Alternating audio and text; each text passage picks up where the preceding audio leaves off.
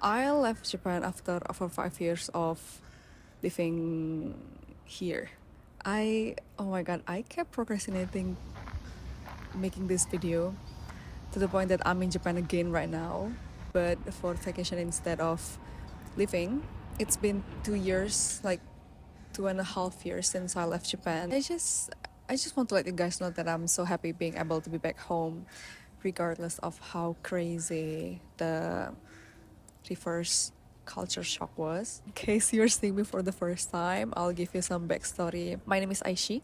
I came to Japan on 2017, right after I graduated high school. I think I was like 18 that time. The reason why I chose Japan was actually only because in junior high school, I took a Japanese language class for the foreign language class, and I think I was 12 that time, and I thought like, oh my god, learning this Japanese language, it would be fun to really use it in the daily life, which is, I think, a really innocent, light reasoning to have for leaving my own country and move to a whole new country. Because that time, what did I even learn? Like maybe I just learned like how to count and how to write some alphabet. I actually never really had interest in Japanese stuffs like anime or like drama, music, and so on. I never really have curiosity or interest about Japan itself. Like literally, I only think about how to use the Japanese language skill that I learned in daily life. So that was such a really innocent dream of a 12 years old. But hey, a win is a win. So I graduated senior high school on May 2017 and I moved to Japan on July 2017. I went to a Japanese language school for like 1 year and 9 months, which I graduated from in March 2019. And on April 2019, I enrolled myself in a semongako. It's like a vocational school to study graphic design and graduated in March 2021. The video that I recorded for 25 minutes is gone. I don't know what happened. It seems like the file is corrupted or whatever the fuck that is. So I think we're just gonna have to listen to the voice. Just take it as a podcast kind of vibe, because I don't think I can recreate the energy that I gave for the past 20 fucking minutes. 25 fucking minutes. Thank you. So I was not making videos at the time when I came to Japan because I was too stressed out that time. That was my first time being away from my family for so long and so far. So I was not even thinking of creating something. I was too busy trying to survive in a foreign place with foreign language. But that was actually such a missed opportunity, I think. Like I really wish I made videos at the time so I could like look back and see how much I've grown, in the sense of my appearance and also my way of thinking. Like that was a really scary and hectic part of my life, and I am just such a really different person today, I think.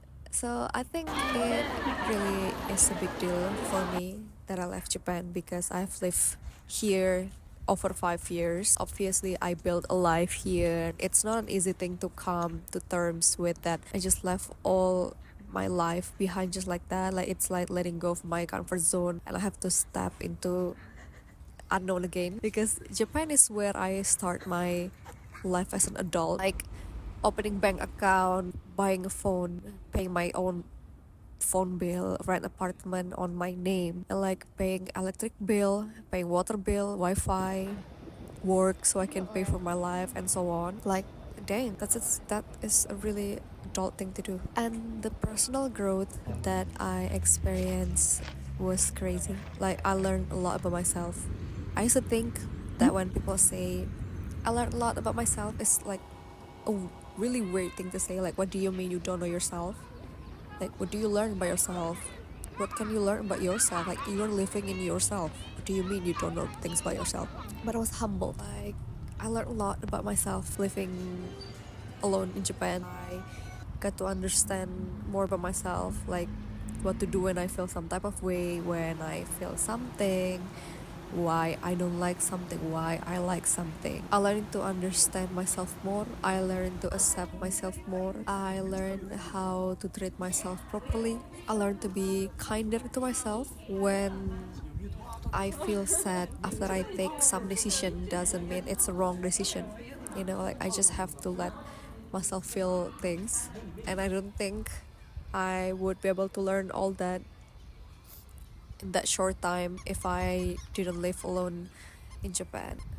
The biggest reason why I left Japan is because my dad was sick. But also before that, I think the really slap in the face was when COVID happened because it was such a really chaotic and weird time, and my dad got sick with COVID to that time, and it was so scary to know about it, but I cannot even do anything about it. Like I remember hearing his voice on the phone, literally dying, honestly, and knowing I couldn't do anything. I couldn't even go home to be with him. The plane ticket was so expensive. There was no flight. So, the experience hit me hard and made me realize how much I needed to be close to my family. And maybe I think other people living abroad can relate to this, or like people just living away from home.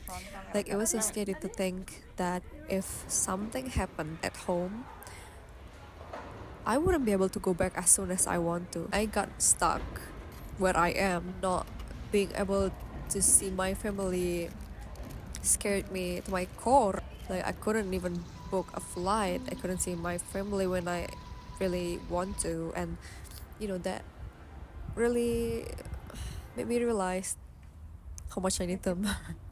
And now that my dad has passed away, I am so glad that I left Japan to be back home. So, I spent the rest of our time together, like physically face to face. Yeah, it was a really hard time because we have a good relationship. We always go together, the three of us, all around, everywhere, going together. And, losing him really affect me and my mom in some type of way. But again, I am so glad I was already home when that happened. So I got to spend the rest of our time together. And also, honestly, the part-time job life is so hard. And not the job itself, but the interaction with the customer is what hit me the most.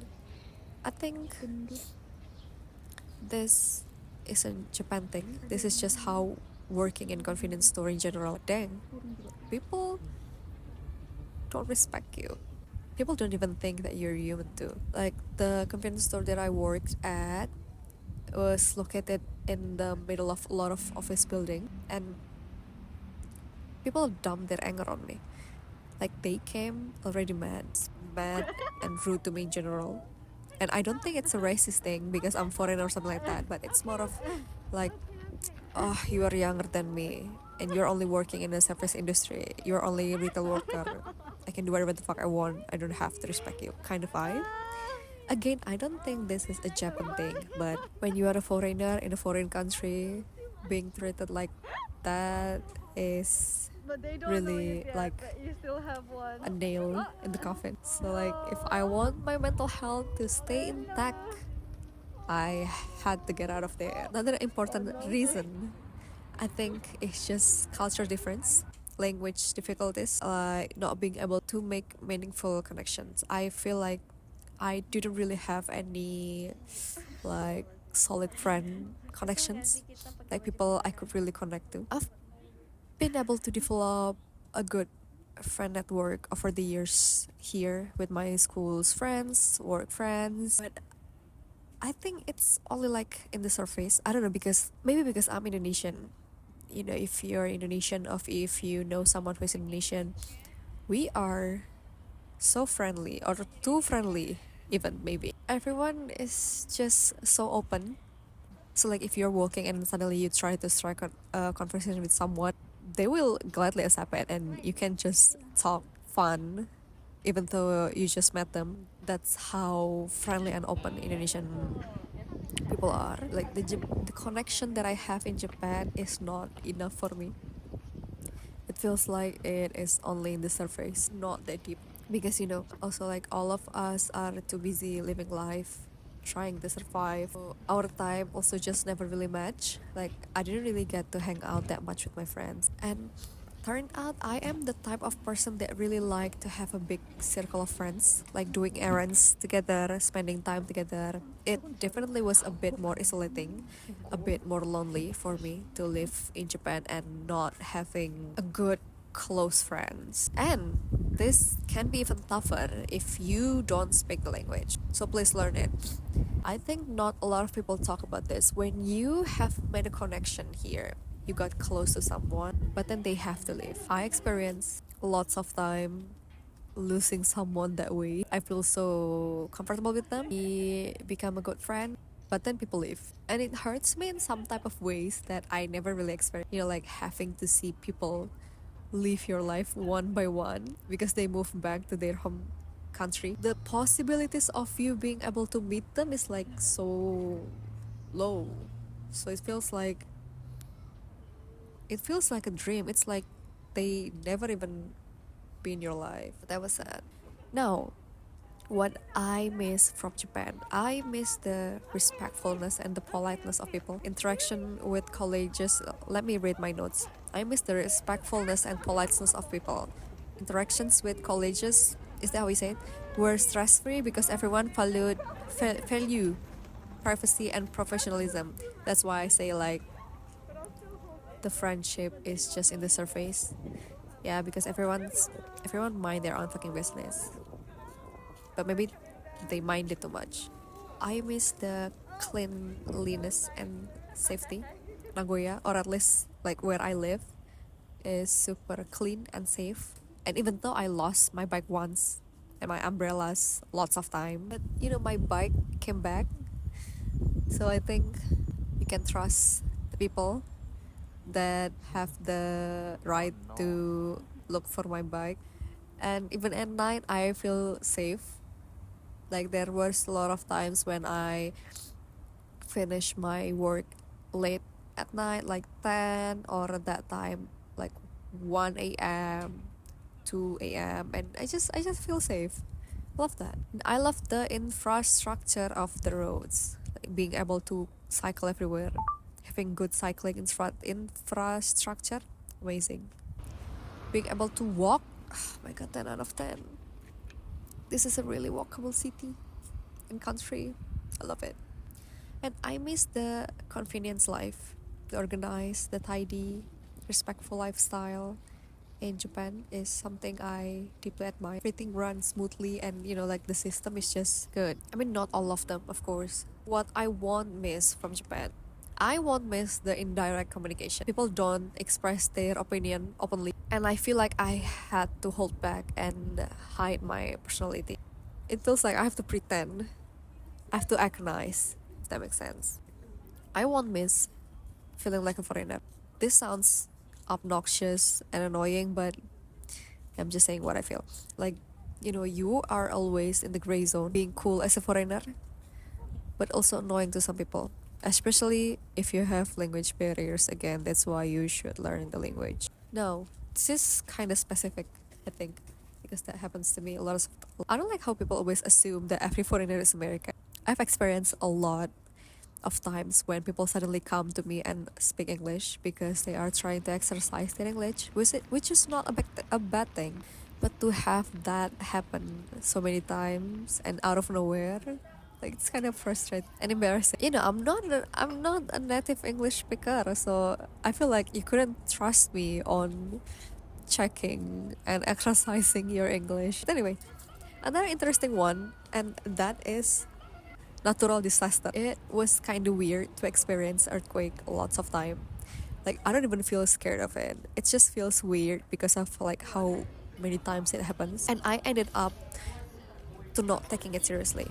And the bad thing is when I moved back to Indonesia, I still not take earthquakes seriously. Living in Japan desensitized me to earthquakes, which is not ideal now that I'm back in Indonesia where buildings are not as earthquake resistant. Like I lost my sense of urgency of earthquake because of living in Japan and experience a lot of earthquake here. Advice: it is important to set a goal before you came. Otherwise, you might lose motivation living here because the culture and people are so different. 2. Learn Japanese. Be fucking for it right now. Don't you dare expect people to understand you when you don't even speak Japanese. Like you're in Japan. Make it make sense. Now this one. This is kind of important. No, this is important. Do not come here with those romanticization thoughts of Japan. Like come with no expectation. Do not idealize the country based on anime or manga, or you will be disappointed. I met tons of people that came to Japan because they love Japanese stuffs, like idol, manga, anime, nani, hoka wa nani, drama, yeah, things like that.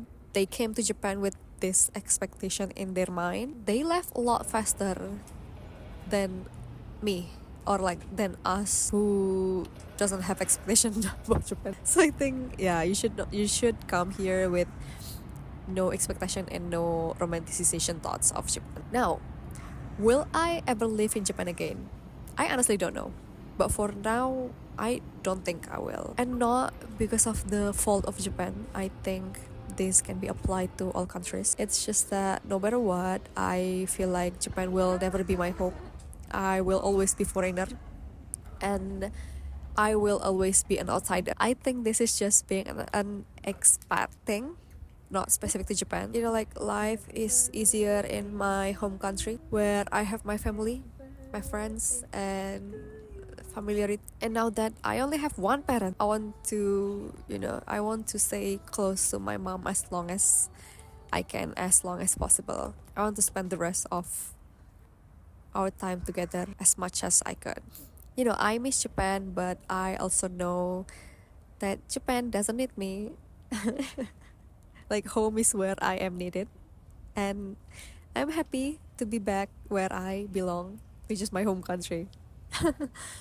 Now, I will be forever grateful for the couple of years I got to live in Nagoya, amazing city, Japan, amazing country. I am so thankful for the opportunities and experiences I had here. It is truly a wonderful place to live, a wonderful experience to experience. I've always wanted to make video content, and sharing my life in Japan was a really good theme to post. And honestly, looking back now, I am so glad that I did, because I actually didn't remember anything. And the fact that I took lots of videos and edited and also posted on my YouTube, I can get like all these memories documented from those past years, and I'm so glad that I did it. I am so happy that I was able to capture and share a little bit of that life with all of you.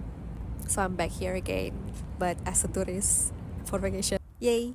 So thank you so much for being part of this journey with me over the past years. I know many of you came here for the Japan and Nagoya content, so I understand if you decided to not stick around, but I really hope you do, because I'm funny and entertaining. Oh yeah, I'm gonna say it. It is so weird that now that I don't know if it is because of the time or because I am already more mature than I was, or maybe it was because I just have more courage than I was. But I feel like I have more courage to do lots of things here now. Like all the things that I didn't have the courage to do, like I was too scared to do, I was too scared to try. I have the courage to do it now. That's weird. Those past years, like when I live here, I am 100% sure I wouldn't have the courage to sit like this in the park on my own with my laptop and talking like this in front of everyone. Like everyone is just walking past me. Like I just know 100% that the me before wouldn't have the courage to do this.